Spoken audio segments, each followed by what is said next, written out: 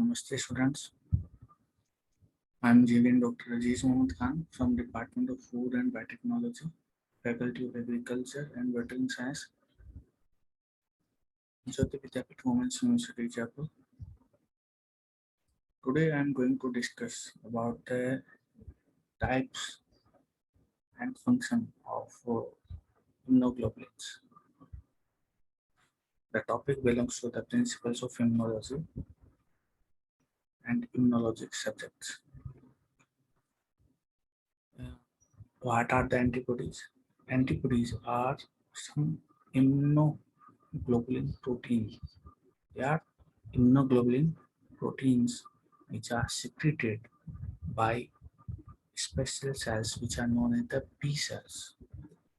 B cells are the cells which are differentiated into the plasma cells for the conversion of these cells into the plasma cells and then secrete antibodies which are known as the immunoglobulins.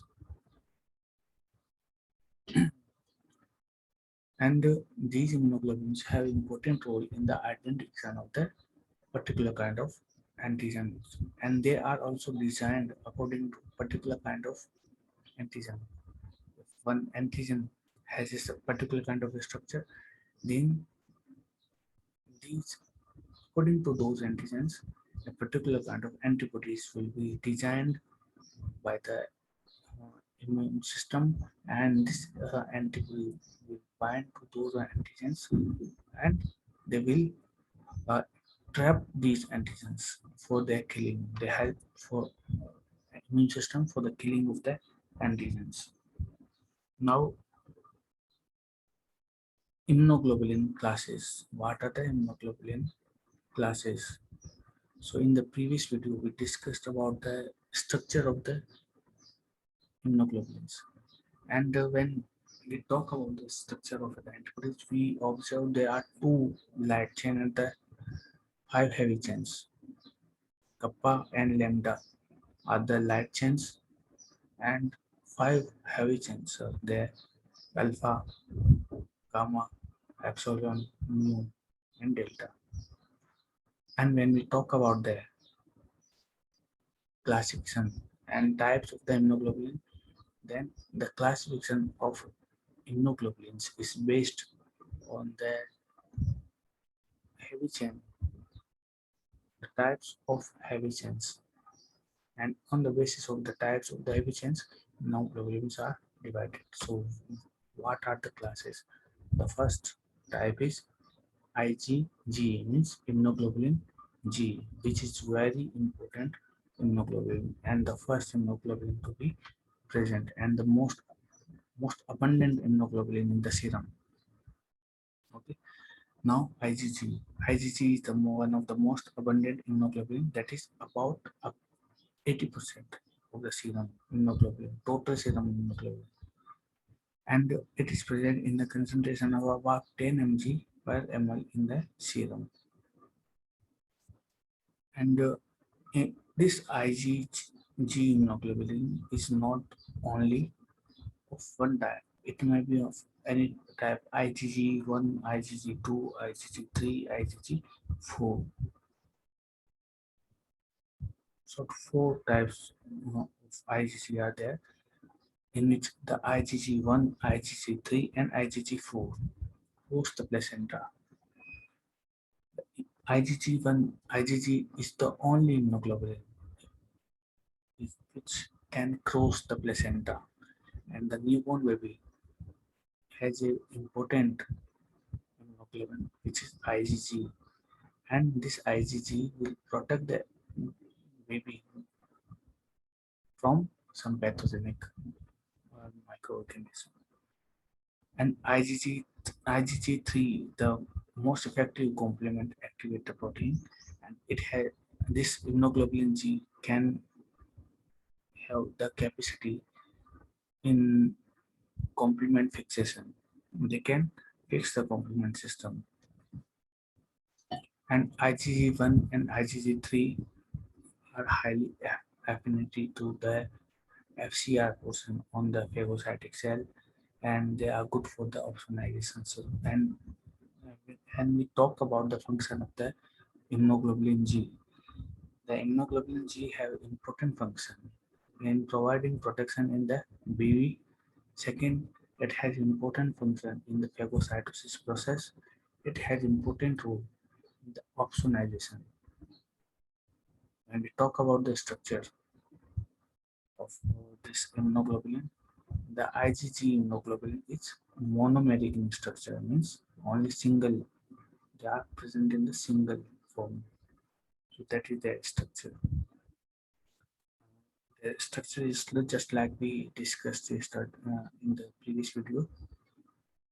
So the normal structure of immunoglobulin is IgG. So now the next immunoglobulin, that is the immunoglobulin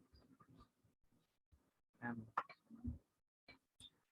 Immunoglobulin M is the next immunoglobulin which have important functions also, like immunoglobulin G, and it is not abundant like IgG, but it is present in the 5 to 10% concentration of the total serum immunoglobulin. 5 to 10%. It is present in the 1.5 mg per ml concentration, and IgM is expressed on B cell at the B cell receptor with combination with the immunoglobulin D. Okay. If we talk about the immunoglobulin D, sometimes the immunoglobulin M and immunoglobulin G, immunoglobulin M and immunoglobulin D combine to each other for the better performance. The most important thing is that the immunoglobulin M is pentameric in structure. The structure is pentameric, means 5 units of single monomeric structure combined to each other for making a penta 5 antibodies. Means they can bind to 5 to 10 antigenic structures. But immunoglobulin G could bind only to the 2 antigenic structures. But IgM can bind to 5 to 10 antigenic structures. And first Ig of primary response is generated by the IgM, and it has high valency. It is high valency due to its pentameric structure. The most efficient than IgG in the complement activation because it has pentameric structure. And one more thing is that this IgM can fix complement system very effectively, and it is bound, the 5 monomers are bound to each other by the J chain, a specific chain which is known as the J chain. And the, the important thing is that if we talk about the affinity and avidity, this IgM will increase the avidity of the particular kind of antigen antibody reaction. It is the overall binding efficiency of the antigen antibody complex. Now talk about the immunoglobulin A. Immunoglobulin A is present in the 10 to 15% of the serum immunoglobulin. It is present in the total concentration of the serum globulin in 10 to 15%. And it is this Ig immunoglobulin has important thing that need to be remembered. If somebody asks that which immunoglobulin is found in the secretions, which antibody is found in the secretion, then the answer must be immunoglobulin A. For example, in the milk, the immunoglobulin A is found. In the saliva, immunoglobulin A is found. In the tears, immunoglobulin A is found. In the mucus, immunoglobulin A is found. So that are the answers. If somebody asks that what is the structure of immunoglobulin A. So it can be asked that it can be answered that it is dimeric in structure. It is not monomeric, it is dimeric in structure and bound.